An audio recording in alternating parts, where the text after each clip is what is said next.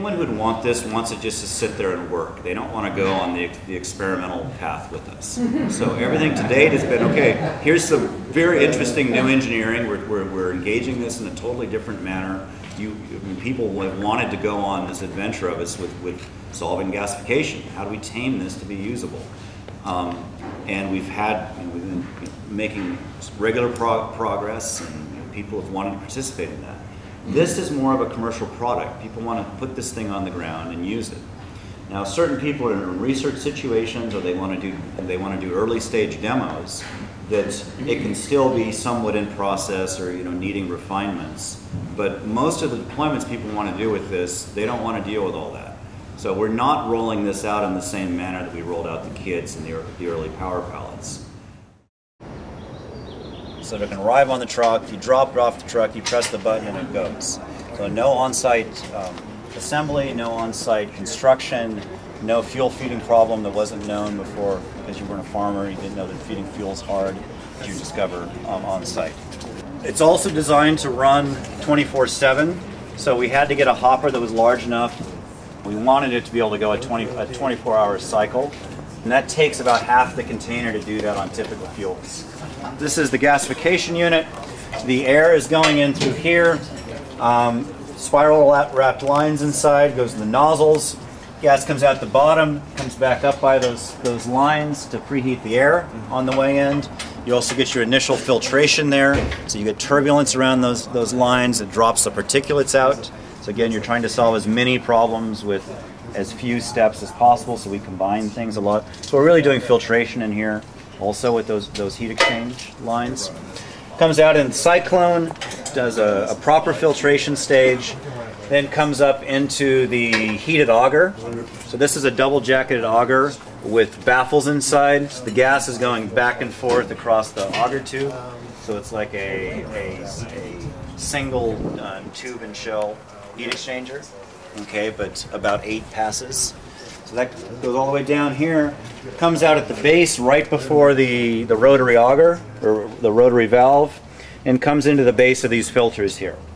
These filters here, these are pack bed filters. They're ganged. You would fill them with media of various porosities. So we typically pack them with small wood chips, and then get progressively smaller, ending with sawdust on the top.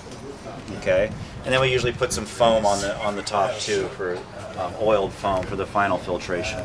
So these are intended to use local materials, and you pack them in this progressively size descending manner.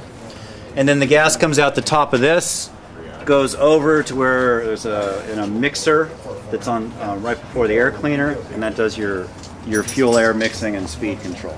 We're trying to design this for manufacturing, for replication. We're not doing this as a one-off and coming like mounting all the stuff all over the containers.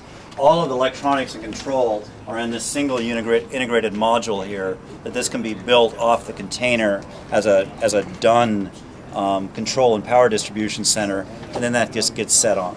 If you look on the Cummins here, all of the liquid level measurements, filters, air cleaner, all the basic stuff you want to get to maintenance is on one side. Okay, so we've similarly extended that to here. Also, the Cummins control is, we're starting the generator and whatnot is here. We've pulled all the gasifier control out to one side, and we'll have more basic control stuff in here, and operate everything related to the gasifier and genset from this one site. Okay? So you're not like going to have an interaction with the gasifier. Okay? Right now it is a manual lit system. The starting and switching between the flare and the generator is happening off of these manual valves that you see buried back in here. All those valves are ganged in one place because they're going to have rods that extend out to here, and all of those are going to end up in a little cubby right here. So this is the flare here that's integrated into the system, goes out the top. This other insulated line here is the exhaust pipe that's going back into the pyrocoil. So that's taking the heat from the exhaust back to drive the pyrolysis section. This is the beginning of the mixer, or really in a diesel application, is the speed control.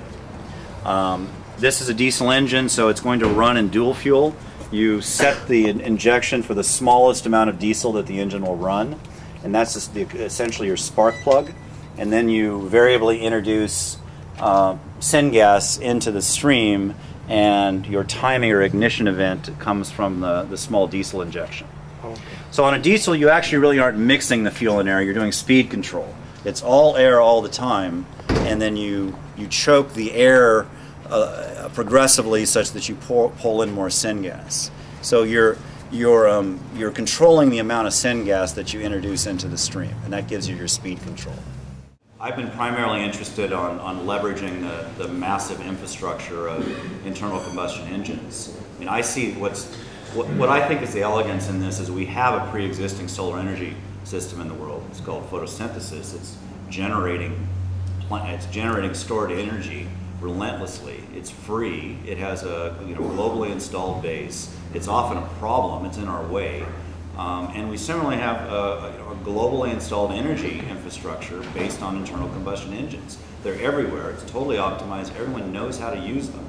So gasification for me was this really elegant bridge between the two. If you can solve the gasifier box, you can leverage this natural pre-existing infrastructure and this created pre-existing infrastructure, and you don't have to build it from scratch with solar panels or wind or whatnot.